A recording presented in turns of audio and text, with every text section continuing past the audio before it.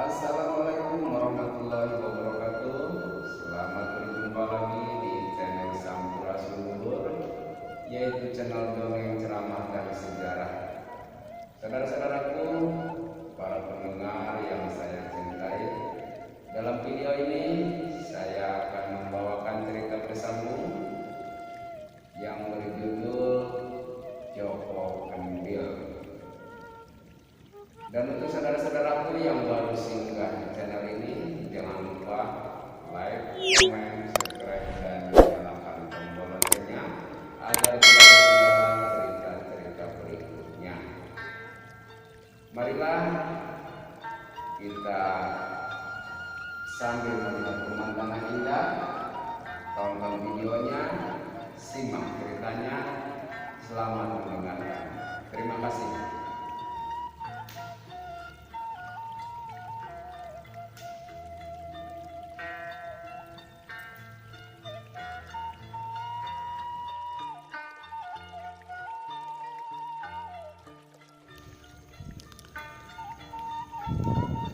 Selamat berjumpa lagi saudara-saudaraku yang saya cintai di mana saja berada. Mari kita lanjutkan ke bagian yang ke-8, yaitu akhirnya ujian selesai.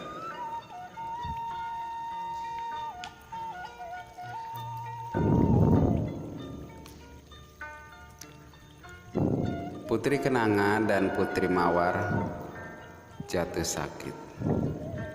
Bukan sakit malaria, bukan pula sakit panas, tetapi sakit rindu.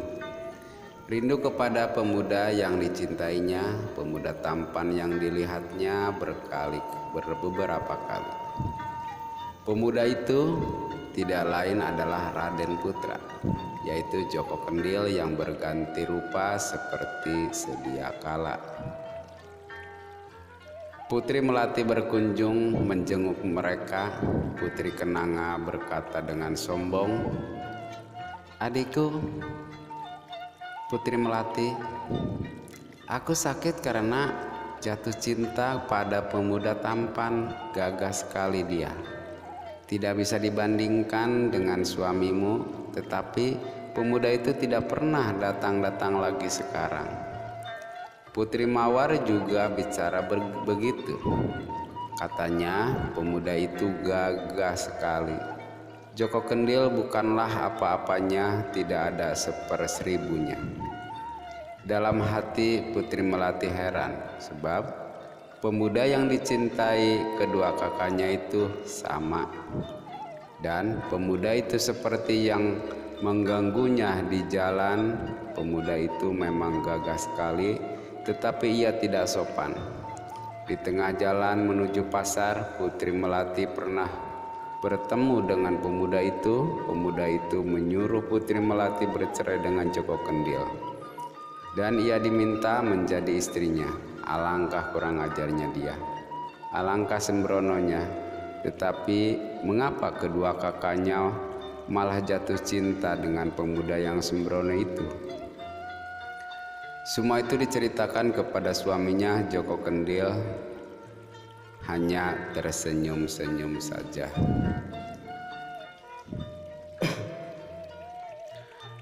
"Kalau Adinda jatuh cinta kepada pemuda itu, Kakanda sanggup mendatangkan dia?" kata Joko Kendil seraya tersenyum. "Tidak, Kakanda. Adinda tidak mungkin jatuh cinta kepada pemuda yang kurang ajar dan sembrono itu. Adinda justru membencinya. Kalau Kakanda mau, datangkanlah dia untuk kakak Putri Kenanga atau Putri Mawar. Merekalah yang jatuh cinta pada pemuda itu," kata Putri Melati. "Kalau aku disuruh mendatangkan pemuda itu untuk kakak Putri Kenanga dan Putri Mawar, tentu saja tidak mau. Mereka suka menghina kita, bukan?" tanya Joko Kendil pada istrinya. "Mungkin sakit mereka adalah ganjaran dari Dewata, Adinda, sebab mereka suka berbuat yang tidak diizinkan oleh Yang Maha Agung. kata Joko Kendil lagi. Pada suatu hari, Putri Melati bertemu lagi dengan pemuda yang gagah itu. Pemuda itu berkata dengan kurang ajarnya, Putri Melati, hamba jatuh sakit karena rindu kepadamu. Maukah Tuan Putri menikah dengan hamba? Maukah Tuan Putri bercerai dengan Joko Kendil yang buruk itu? Putri Melati membelalakan matanya. Hatinya marah sekali. Dengan geram ia berkata, jangan kurang ajar. Walaupun kau lebih gagah dari suamiku, aku benci pada pemuda gagah tapi berhati tak dan bertabiat buruk. Bagiku, kau tidak berarti apa-apa kalau dibandingkan dengan Joko Kendil, suamiku yang baik hati itu. Pemuda itu pergi menjauh. Pemuda itu yang tidak lain adalah Joko Kendil. Joko Kendil gembira sekali dalam hatinya. Ia yakin sekali kalau istrinya tidak mungkin tergoda oleh wajah yang gagah. Istrinya hanya mencintai orang yang berhati baik, dan Putri Melati adalah istri yang setia sekali. Joko Kendil yang merubah dirinya seperti sedia kala, pemuda tampan bernama Raden Putra itu tidak sangsi lagi.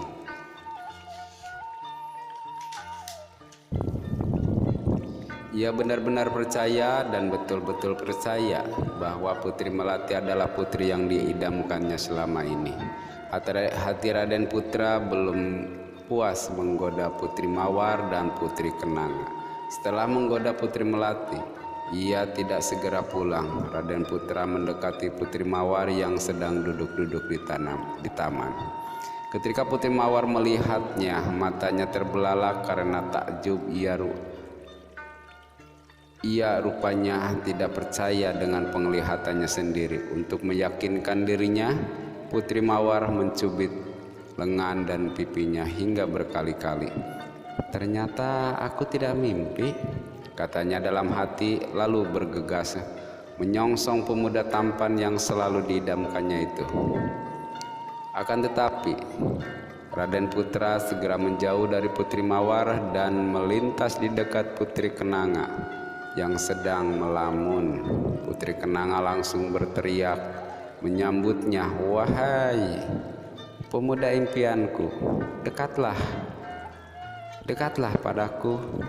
Raden Putra berhenti, lalu menengok ke kanan dan ke kiri. Putri Mawar yang mengejarnya tiba di dekatnya. Raden Putra segera melompat ke semak-semak bunga, lalu menyelinap entah kemana. Putri Mawar dan Putri Kenanga berdiri mematung sambil terus berpandang-pandangan karena heran.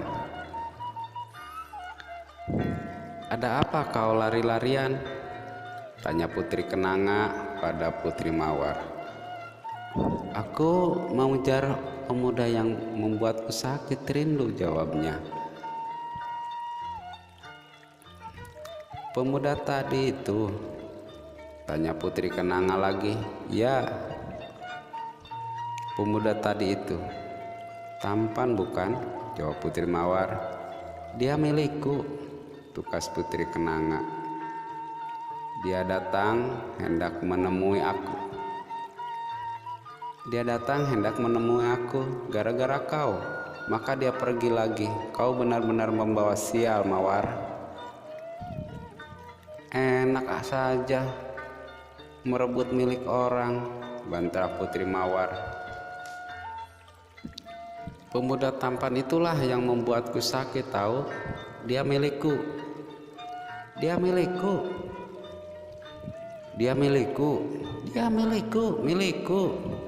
kata Putri Mawar dan kata Putri Melati. Mereka terus bertengkar, memperebutkan pemuda tampan yang telah menghilang entah kemana. Putri Melati mendengar pertengkaran itu, tiba-tiba ia merasa curiga. Dicarinya suaminya, Joko Kendil, yang juga pergi tak memberitahu sebelumnya. Di setiap kamar Putri Melati memanggil-manggilnya, namun tidak terdengar sahutan. Hati Putri Melati berdetak aneh melihat kamar yang pintunya tertutup rapat. Dengan berjingkat ia mendekati lalu mengintip lewat lubang kunci. Ia melihat seorang pemuda gagah sedang duduk bersemadi. Tidak jauh dari duduknya tampak sebuah periuk. Putri Melati sadar bahwa pemuda tampan itu tidak lain adalah Joko Kendil, suaminya sendiri. Dengan tidak sabar, Putri Melati mendobrak pintu kamar itu hingga Raden Putra yang sedang semadi kaget dibuatnya. Raden Putra kaget dan kebingungan. Ia belum merubah bentuk tubuhnya, tetapi telah diketahui istrinya. Bahkan istrinya menghampiri periuk yang tergeletak itu dan membantingnya hingga pecah berkeping-keping. Raden Putra tidak bisa merubah wajahnya lagi.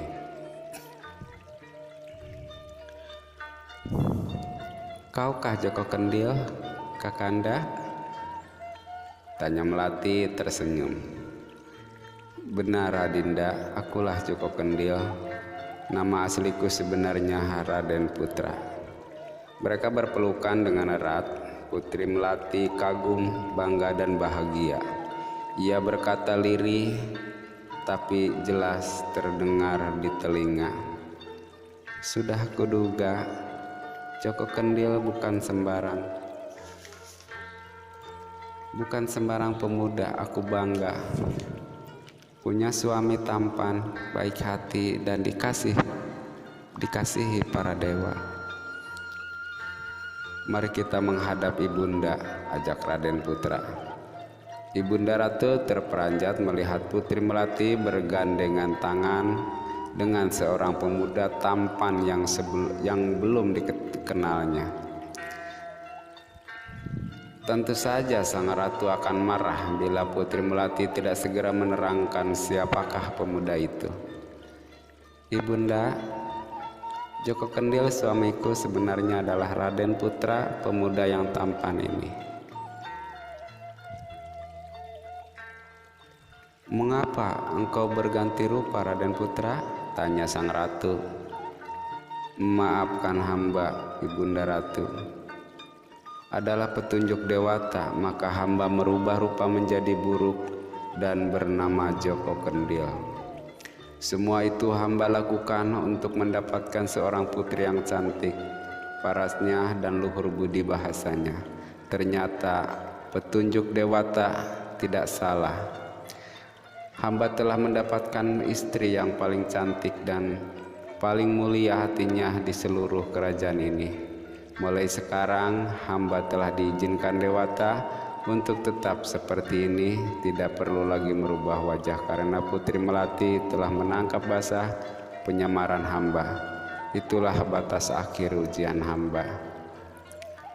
"Dan kau telah lulus ujian itu, Raden Putra?" ujar sang ratu. "Bagus sekali. Ujian yang berat telah kau lalui dengan berhasil. Kau adalah pemuda pilihan yang tidak ada bandingannya di kerajaanku ini. Aku bangga punya menantu seperti itu, dan hanya di tanganmu lah tahta kerajaan ini kuwariskan. Karena aku percaya kau dan Melati di sampingmu akan bisa memerintah kerajaan ini dengan adil dan sejahtera."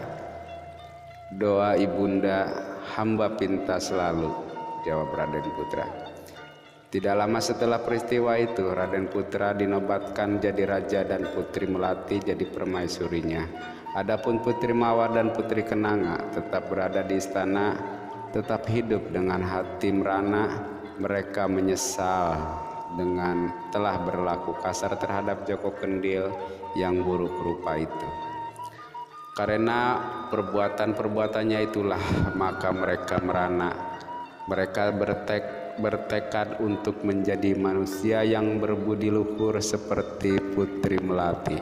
Sementara itu rakyat di seluruh kerajaan mereka bangga mempunyai raja seorang yang tampan perkasa, apalagi baginda raja memerintah dengan adil dan bijaksana, sehingga rakyat hidup aman dan sejahtera. Joko Kendil atau Raden Putra dan Putri Melati pun hidup bahagia. Itulah saudara-saudaraku cerita Joko Kendil yang bagian terakhir, bagian 8 ini. Akhirnya ujian selesai, maka selesailah cerita Joko Kendil. Terima kasih saudara-saudaraku yang setia di channel ini, dan mohon maaf apabila di dalam menceritakan cerita Joko Kendil ada kekurangannya. Saya mohon maaf yang sebesar-besarnya, barangkali kurang berkenan di hati saudara-saudara.